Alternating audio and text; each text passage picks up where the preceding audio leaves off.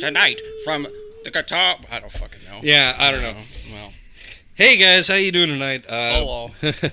My name is Keith, I'm Derek, and Keith and Derek like talking about guitars.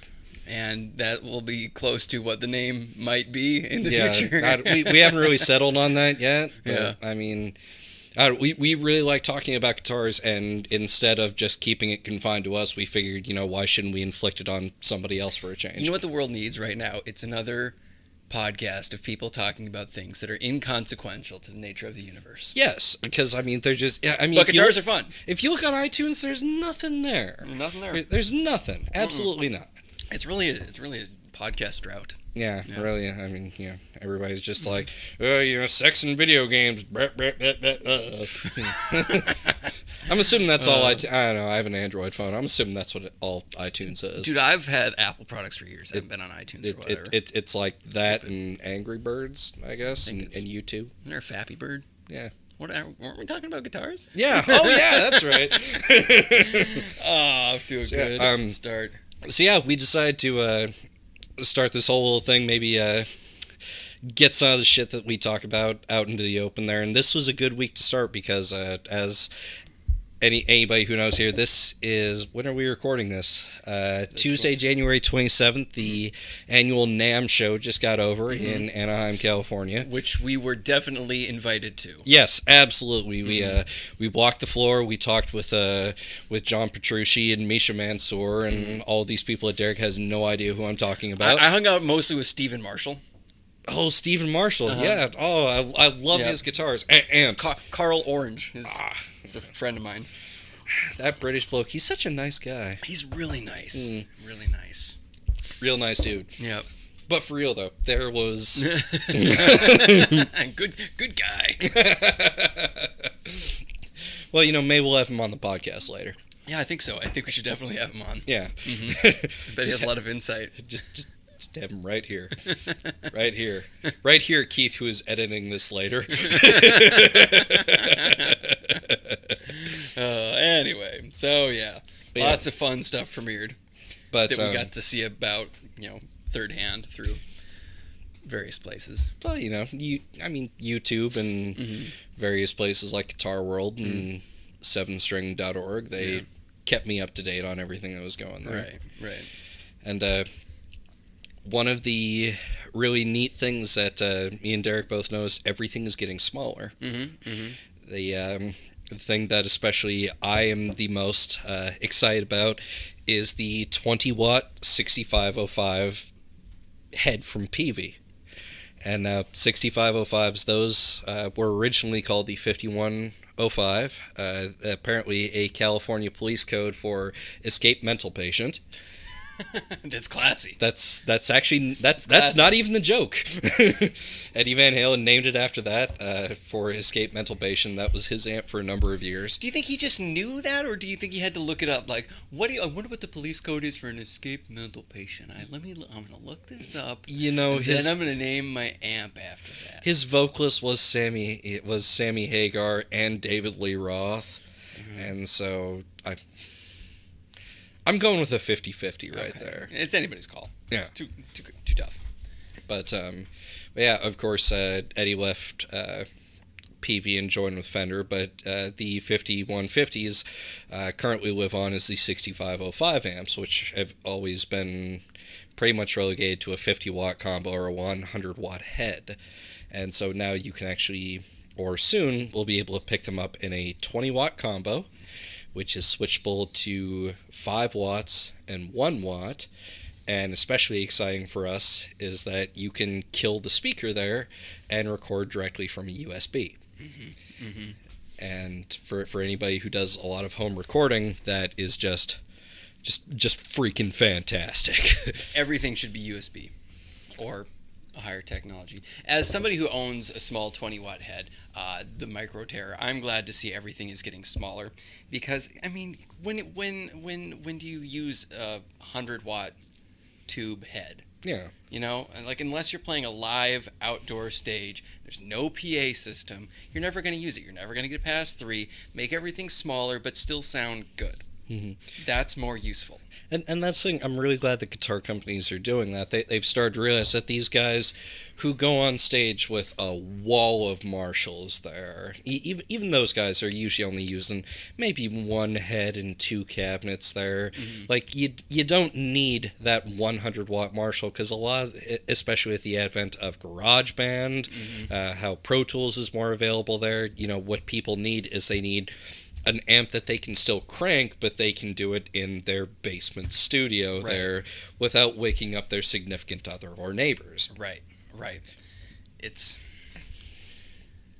what was the amp series we were talking about when you want to buy your first amp and it's really loud? It's the Marshall. The Marshall MG series. Yeah, that's right. You don't even need that much. And that's solid state, but it's 200 watts, a 4x10. It's too much. Yeah. It's too much. You need a good 2x12 tops. Yeah, and don't get me wrong, I have nothing against the Marshall MG series. I mean, I up until very recently been using a Crate XT series I got when I was a junior in high school. The thing is a crappy little amp that I got for maybe $250 back then, about 10 years ago. But the thing has served me well, but it's still just, Yeah. What other stuff came out at NAMM? There was, who put out that series of guitars that were just terrible to see? Zakk Wylde. Zakk Wylde's new guitars. Oh, as somebody who owns a Flying V, what are these? What are these? What are you doing? Why are you designing these? Okay. So let's break these down for a moment. For one thing, coming as somebody who honestly does enjoy Zakk Wylde's work with Ozzy and Black Label Society, I really do. Let's break it down here. So he's been using Gibsons and Marshalls for his entire career, has endlessly touted them, and then all of a sudden this year just decides to completely cut ties with them. I mean, he says he still, maintains good relationships with them, but he's always said, get yourself a Les Paul and a Marshall, and I mean, that's all you really need, because he's from New Jersey, so he sounds like that. But he comes out with this guitar line, and it's not really a guitar line, it's a music company is what he calls it, because he says that he's going to get into everything, from Pro Tools plugins to amplifiers to guitars to strings, everything. He wants to get into everything. And the thing is that he released some pictures of the amplifiers, which he even has like a little mini stack that looks like what he uses, which is a Marshall JCM 800, which, despite my usual dislike of Marshall, a JCM 800 is still probably one of the best amps on the planet. And so if he's making a little mini version of that, that's great. Then you get to the guitars, which are just terrible. I was trying to find a picture of them that you tweeted at me and I couldn't. But it's like, take any normal looking guitars and then have, maybe a group of 5th grade boys say, what do you want in guitars? You ask them what they want. They want stripes and they want flames and put all these weird edges on it. Like, what are you doing? Yeah, that's like, I mean, don't get me wrong, he's always been the dude with the bullseye Les Paul. And I mean, that's been his signature for a long time. But you look at the Les Paul, and it's got this weird little thing that looks like a crooked finger going across the lower horn. And then, of course, he has to have this thing that he's been doing with Gibson for a couple of years now, but he somehow made it worse, which is a cross between a V and an SG. And it's that stupid thing that's a V, but it's also got horns on it. It looks just terrible. Just disgusting. Like, I'm all for goofy or unique guitars, but like, oh my god, it's just, hold on. But yeah, Wild Audio there. Wild Audio, how did he get that name? I mean, that's the thing. He's been doing these things with Gibson for a little while, where they're a cross between an SG and a V. And, I've got my own feelings on the SG in particular there, but I love flying Vs. But it's just, you look at the things, and it's just... As someone who owns a Flying V and really wants an SG, it is just the stupidest looking thing ever. Like, it seriously looks like he took a 5th grader's drawing of a guitar and was like, yeah, let's just go with this. Yeah. And that, I mean, I know that he got used to, like, the pointy shapes. He had a Dina ML model, which is the kind of guitar that Dimebag Darrell played for a while. And, it's got all the... It's got the big V thing, but it's also got, like, the Explorer point, pointing out in front of it.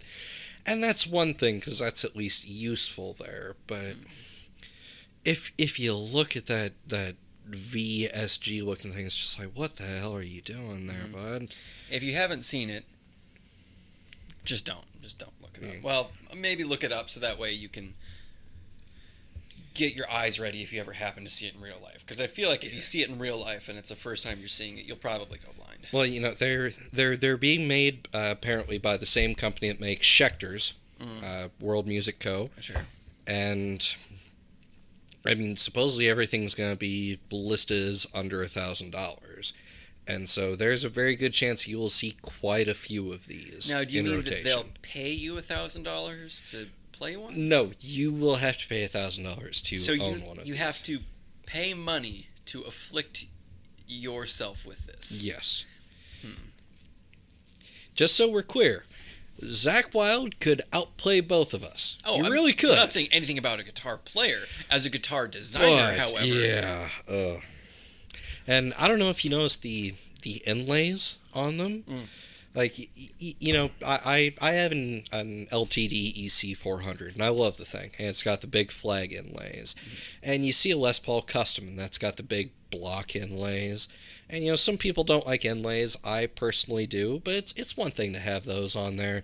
The inlays literally cover the entire fret. It's all inlay. And so it's just like, yeah, if you order one with no inlays, you just have a mother of pearl fretboard. he actually has it reversed. It's actually rosewood inlays. Oh, ay caramba. Yeah, I don't, and at least the one thing, especially if you are going to check out pictures of this guitar, check out pictures of the heel on it. Because the big thing is that Zakk Wylde has always played Les Pauls or SGs or Flying Vs, which are set necks, which means they don't need to have the big block of wood out in front of them that you would when you have like a Telecaster there or something. Mm-hmm. If you look at the heel on these, it's a giant square block of wood. It looks bad. It's just like, what is the point of doing a set neck if you're going to do a heel like that? It looks real bad. Yeah, it really does, and it's just like I don't know what your reasoning was behind this. Apparently, I saw a report online that said the Gibson Zakk Wylde stuff sells real well. He's got his own line of pedals from MXR, and they sell really well. They did a signature amp for him like 5 or 6 years back, and it sold out within like minutes. Well, some people do a lot of drugs. Yeah, well, that's the thing. Apparently, he doesn't even drink anymore. Which apparently there's some sort of health reason due to that, but it's like you almost think maybe he should go back. It doesn't look good. No. It's bad. It's bad. Real bad. Real bad. What was that other bass guitar you were telling me about that just came out? The signature for... The D.D. Ramone signature bass. Because that's what the Ramones are about, right? Yeah. A signature bass there. It's... I'm sorry, you look at it. It's a white P bass with a black pickguard and a maple fretboard. Looks like a P bass. Yeah. I mean, don't get me wrong. I mean, that was the kind of P bass that he played for his entire career. But the thing is that you look at, and the list price is over $1,000, and it's like you can buy a white Mexican Fender P bass for like half that money. And I actually have an American P bass, and I didn't like the white pickguard on it. I spray painted it black with a can of $2 spray paint.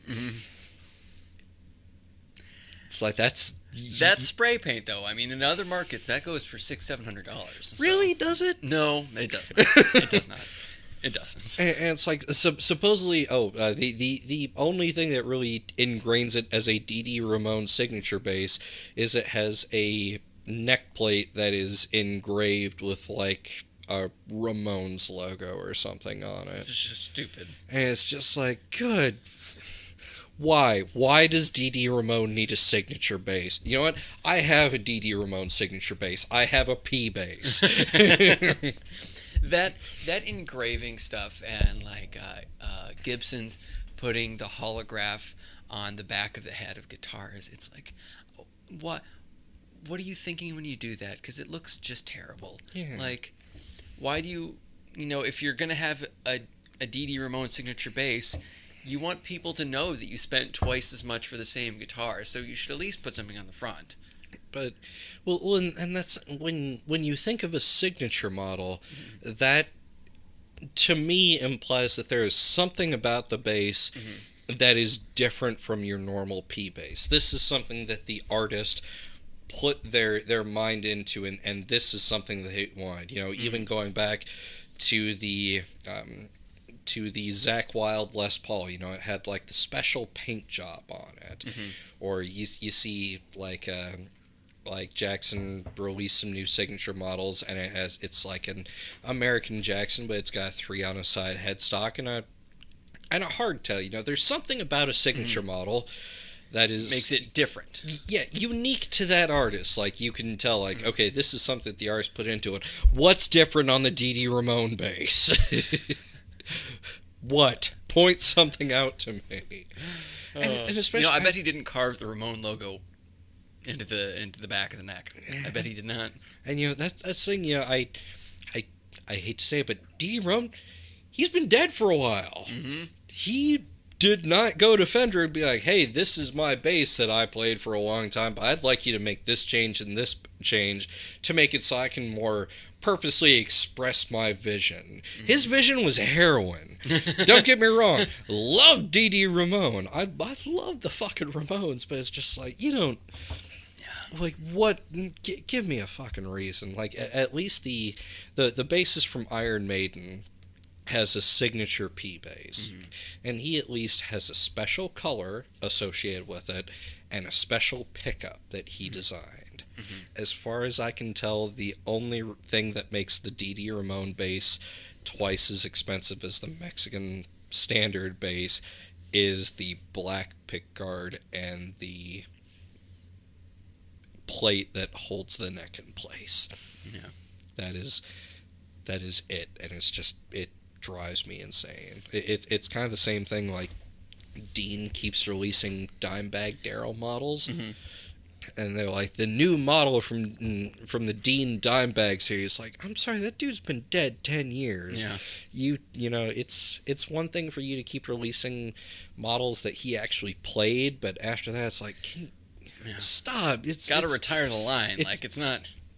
It's just basically a brand name at this point. Yeah, it'd be even one thing to keep it going, like the few signature models that he actually played, that you have visual evidence, like these are models that he played. I'm fine with you keeping those, but when it's just like every fucking year you get like, this is the new Dean tribute model, it's like, stop, he's already dead. Yeah. Let's see, what else have we seen ridiculous lately? In slightly more happier news, let's say, and something that it just looked ridiculous the first time I saw it, the Dunlop mini wah pedal. Oh, yeah, okay, so I like the thinner pedals because, it's easier to put stuff on there. Yeah. But I feel like you need a wah pedal to be bigger. You're using your foot on it. I feel like it'd be like trying to walk around on just the heels of your foot. Well, in case nobody has seen this, for one thing, the internet. Have you heard of it? Yep. Search for it. Goggle it. The Dunlop Mini Crybaby. It's the same.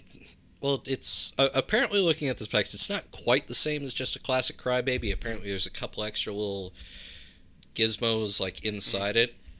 But if you look at a Crybaby, has basically been the same thing ever since it's been released. And it's like maybe 8 inches? Yeah, it's about the size of an average shoe. Yeah.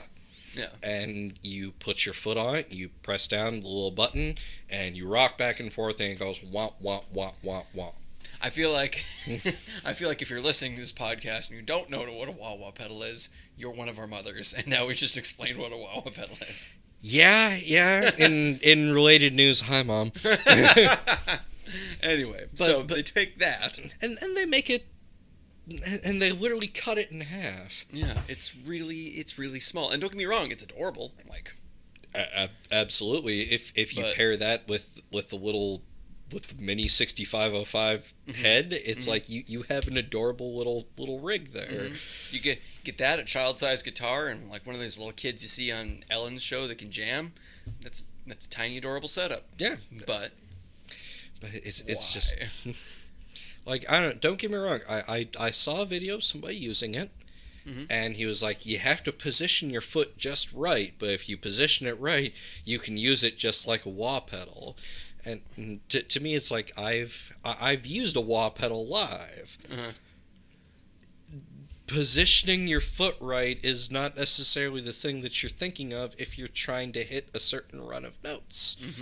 I got other things on my mind than worrying about how to exactly position my foot on this tiny pedal. Just get a regular. Like, I only see it as a novelty. Yeah, and the only problem is that if it was cheaper than a regular Crybaby, I'd be like, okay, that's awesome. But they threw in a couple of little tricks that can like change the sound of it, and so the mini Crybaby is more expensive than the standard Dunlop Crybaby. It doesn't make it so.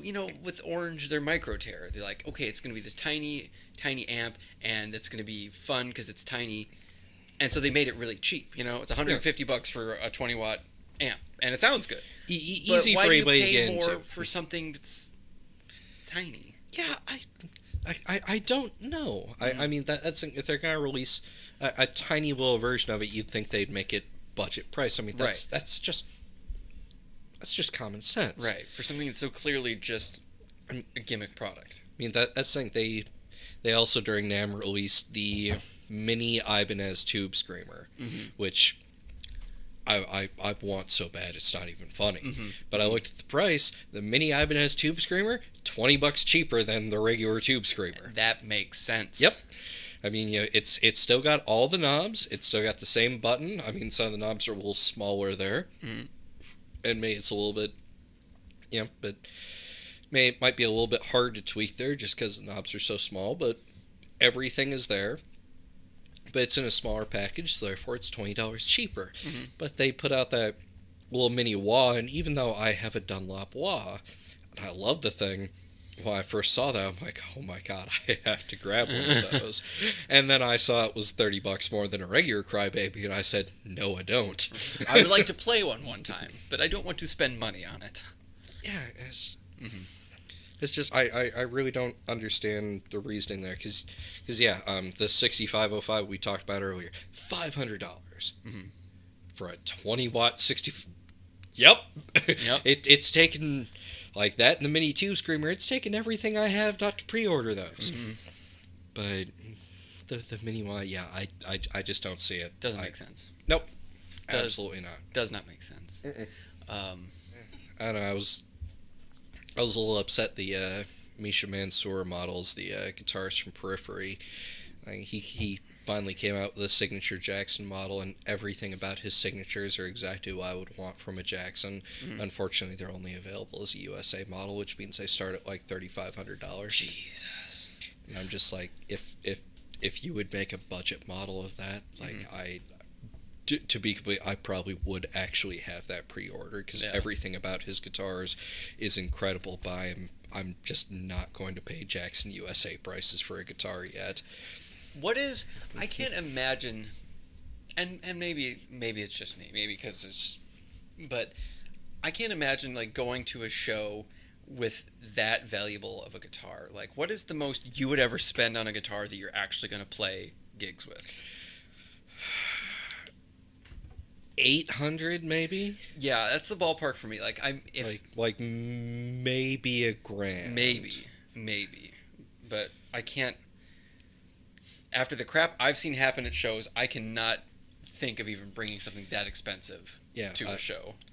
Murder by Death Yeah. came to a local show here, had a whole bunch of their shit stolen, Yep. and so it's just like, we don't have a record deal. Like 10 years ago when I saw Alkaline Trio, one of the opening bands, I think it was like Rufio, I think. Somebody just pulled the pickup up to their trailer, popped the trailer on their pickup, and drove off with all of their gear. All of it. Yeah. Which, hey, lock your damn trailer. Like, put a lock on that. Well, so. yeah, But, oh, man. but still. Well, and then just like the thought of just going, I wouldn't want, if it were that expensive, I just wouldn't want to play it, it's like you're worried about, oh, what if I scratch it up, like. Well, I mean, something like that. I mean, it's relegated to basically being something that you keep at home in a case you maybe pull it out to record. Right. But I mean, that's almost more of an investment than. And I mean, when I play guitar, I mean, I tend to throw my guitar around a little bit. I drill shit into it. My old bass, I'd get drunk and throw it down a hallway. And so it's just I'd love to have myself a Gibson Explorer. I'm probably going to buy an Epiphone because I'm just, if I bought a Gibson Explorer, I would never take it out of my goddamn house. Right. It's just so much money. Yeah, I don't know. It's nice if you got the money to buy stuff like that, but it's just if you're actually going to play any sort of show, I can't imagine actually bringing, like, I can't imagine bringing a Gibson Les Paul to a show at a local venue. Right. Well, and then like, if you have a guitar that's that expensive, and even if you're a decent guitar player, people who know guitars are going to look at you and be like, why are you playing a almost $4,000 guitar? Yep. Why are you playing that? Like, you've got to be like Satriani or somebody else to walk on stage with that kind of guitar and not have people be like, what are you doing, idiot? Yep. That's why, when I've done shows, I'll walk on stage with a $400 guitar, and people will be like, "Yep, that seems about right." Yep, that's appropriate. Yeah. Although I guess I did kind of luck out with the American P bass that I have, because right. I also bought that thing for $300. So. second hand. Yeah, second dumb hand. Oh, that's great. I don't know. Do you want to talk a little bit about what we're gonna go through in upcoming episodes? Yeah. So at least we haven't really figured out a format for this whole thing here. We'd kind of like to do some reviews because at least in the past couple of months, we've had some new gear come in. A lot of new gear. We've maybe got a little nuts, you might say. Yeah. So there's going to be a review of a Epiphone Thunderbird Pro 4 and a Microtear, because there aren't enough Microtear reviews. So let's try and absolutely. Let's try and do something weird with that. I mean, $150. Who can afford that? It's gosh. I think last time I was looking at stuff for Microtear, there's like 500 reviews of them. Jesus Christ. Well, hey, yeah. I mean, everyone's amazed. They sound great. So I don't know. Let's do something fun with that. But then, I've also recently come around to tube amplifiers and bought myself both a Blackstar HT5 and an HT40. And so I've also got awesome.